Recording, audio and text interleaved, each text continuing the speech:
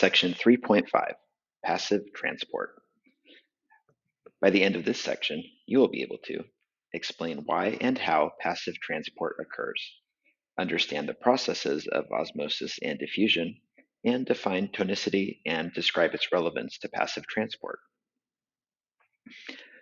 Plasma membranes must allow certain substances to enter and leave a cell, while preventing harmful material from entering and essential material from leaving. In other words, plasma membranes are selectively permeable, or semi-permeable. They allow some substances through, but not others. If they were to lose this selectivity, the cell would no longer be able to sustain itself and it would be destroyed. Some cells require larger amounts of specific substances than do other cells. They must have a way of obtaining these materials from the extracellular fluids. This may happen passively, as certain materials move back and forth, or the cell may have special mechanisms that ensure transport. Most cells expend most of their energy in the form of adenosine triphosphate, ATP, to create and maintain an uneven distribution of ions on the opposite sides of their membranes. The structure of the plasma membrane contributes to these functions, but it also presents some problems. The most direct forms of membrane transport are passive. Passive transport is a naturally occurring phenomenon and does not require the cell to expend energy to accomplish the movement. In passive transport, substances move from an area of higher concentration to an area of lower concentration in a process called diffusion. A physical space in which there is a different concentration of a single substance is said to have a concentration gradient. Selective permeability. Plasma membranes are asymmetric, meaning that despite the mirror image formed by the phospholipids, the interior of the membrane is not identical to the exterior of the membrane. Integral proteins that act as channels or pumps work in one direction. Carbohydrates attached to lipids or proteins are also found on the exterior surface of the plasma membrane. These carbohydrate complexes help the cell bind substances that the cell needs in the extracellular fluid. This adds considerably to the selective nature of plasma membranes. Recall that plasma membranes have hydrophilic and hydrophobic regions. This characteristic helps the movement of certain materials through the membrane and hinders the movement of others. Lipid-soluble material can easily slip through the hydrophobic lipid core of the membrane. Substances such as the fat-soluble vitamins A, D, and E, and K readily pass through the plasma membranes in the digestive tract and other tissues. Fat-soluble drugs also gain easy entry into cells and are readily transported into the body's tissues and organs. Molecules of oxygen and carbon dioxide have no charge and pass through by simple diffusion. Polar substances present problems for the membrane. While some polar molecules connect easily with the outside of a cell, they cannot readily pass through the lipid core of the plasma membrane. Additionally, whereas small ions could easily slip through the spaces in the mosaic of the membrane, their charge prevents them from doing so. Ions, such as sodium, potassium, calcium, and chloride, must have a special means of penetrating plasma membranes. Simple sugars and amino acids also need help with transport across plasma membranes. Diffusion. Diffusion is a passive process of transport.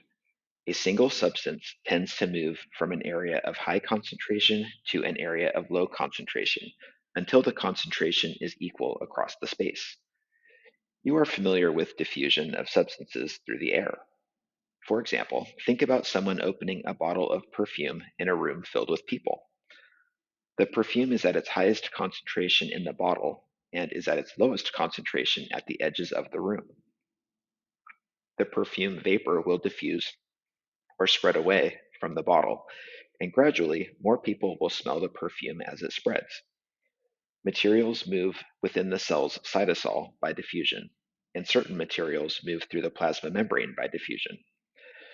Diffusion expends no energy. Rather, the different concentrations of materials in different areas are a form of potential energy, and diffusion is the dissipation of that potential energy as materials move down their concentration gradients from high to low. Figure 3.20. Diffusion through a permeable membrane allows the concentration gradient of a substance, moving the substance from an area of high concentration to one of low concentration. Each separate substance in a medium, such as the extracellular fluid, has its own concentration gradient, independent of the concentration gradients of other materials. Additionally, each substance will diffuse according to that gradient. Several factors affect the rate of diffusion. Extent of the concentration gradient. The greater the difference in concentration, the more rapid the diffusion. The closer the distribution of the material gets to equilibrium, the slower the rate of diffusion becomes. Mass of the molecules diffusing. More massive molecules move more slowly because it is more difficult for them to move between the molecules of the substance they are moving through. Therefore, they diffuse more slowly. Temperature. High temperatures increase the energy and therefore the movement of the molecules, increasing the rate of diffusion. Solvent density. As the density of the solvent increases, the rate of diffusion decreases. The molecules slow down because they have a more difficult time getting through the denser medium. Facilitated transport. In facilitated transport, also called facilitated diffusion, material moves across the plasma membrane with the assistance of transmembrane proteins down a concentration gradient from high to low concentration without the expenditure of cellular energy. However, the substances that undergo facilitated transport would otherwise not diffuse easily or quickly across the plasma membrane. The solution to moving polar substances and other substances across the plasma membrane rests in the proteins that span its surface. The material being transported is first attached to protein or glycoprotein receptors on the exterior surface of the plasma membrane. This allows the material that is needed by the cell to be removed from the extracellular fluid. The substances are then passed to specific integral proteins that facilitate their passage because they form channels or pores that allow certain substances to pass through the membrane.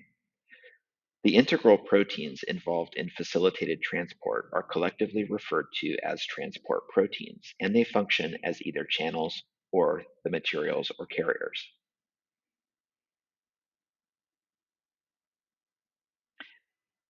Let me try that last sentence again. The integral proteins involved in facilitated transport are collectively referred to as transport proteins, and they function as either channels for the material or carriers. Osmosis. Osmosis is the movement of free water molecules through a semipermeable membrane according to the water's concentration gradient across the membrane, which is inversely proportional to the solute's concentration. Whereas diffusion transports material across membranes and within cells, osmosis transports only water across a membrane, and the membrane limits the diffusion of solutes in the water. Osmosis is a special case of diffusion. Water, like other substances, moves from an area of high concentration of free water molecules to one of low free water molecule concentration. Imagine a beaker with a semipermeable membrane separating the two sides or halves. On both sides of the membrane, the water level is the same, but there are different concentrations on each side of a dissolved substance or solute that cannot cross the membrane. If the volume of the water is the same, but the concentrations of solute are different, then there are also different concentrations of water, the solvent, on either side of the membrane. Figure 3.21. In osmosis, water always moves from an area of higher concentration of water to one of lower concentration of water. In this system, the solute cannot pass through the selectively permeable membrane. A principle of diffusion is that the molecules move around and will spread evenly throughout the medium if they can. However, only the material capable of getting through the membrane will diffuse through it. In this example, the solute cannot diffuse through the membrane, but the water can. Water has a concentration gradient in this system. Therefore, water will diffuse down its concentration gradient, crossing the membrane to the side where it is less concentrated. This diffusion of water through the membrane, osmosis, will continue until the concentration gradient of water goes to zero. Osmosis proceeds constantly in living systems. Tonicity. Tonicity describes the amount of solute in a solution. The measure of the tonicity of a solution, or the total amount of solutes dissolved in a specific amount of solution, is called its osmolarity. Three terms, hypotonic, isotonic, and hypertonic, are used to relate the osmolarity of a cell to the osmolarity of the extracellular fluid that contains the cells. In a hypotonic solution, such as tap water, the extracellular fluid has a lower concentration of solutes than the fluid inside the cell, and water enters the cell. In living systems, the point of reference is always the cytoplasm, so the prefix hypo means the extracellular fluid has a lower concentration of solutes or a lower osmolarity than the cell cytoplasm. It also means that the extracellular fluid has a higher concentration of water than does the cell. In this situation, water will follow its concentration gradient and enter the cell. This may cause an animal cell to burst or lyse. In a hypertonic solution, the prefix hyper refers to the extracellular fluid having a higher concentration of solutes than the cell's cytoplasm. The fluid contains less water than the cell does, such as seawater. Because the cell has a lower concentration of solutes, the water will leave the cell. In effect, the solute is drawing the water out of the cell. This may cause an animal cell to shrivel or crenate. In an isotonic solution, the extracellular fluid has the same osmolarity as the cell. If the concentration of solutes of the cell matches that of the extracellular fluid, there will be no net movement of water into or out of the cell. Blood cells in hypertonic, isotonic, and hypotonic solutions take on characteristic appearances. Figure 3.22. Osmotic pressure changes the shape of the red blood cells in hypertonic, isotonic, and hypotonic solutions. Some organisms, such as plants, fungi, bacteria, and some protists, have cell walls that surround the plasma membrane and prevent lysis. The plasma membrane can only expand to the limit of the cell wall, so the cell wall will not lyse. In fact, the cytoplasm in plants is always slightly hypertonic compared to the cellular environment, and water will always enter the cell if water is available. This influx of water produces turgor pressure, which stiffens the cell walls of the plant. In non-woody plants, turgor pressure supports the plant. If the plant cells become hypertonic, as occurs in drought, or if a plant is not watered adequately, water will leave the cell. Plants lose turgor pressure in this condition and wilt. Figure 3.23.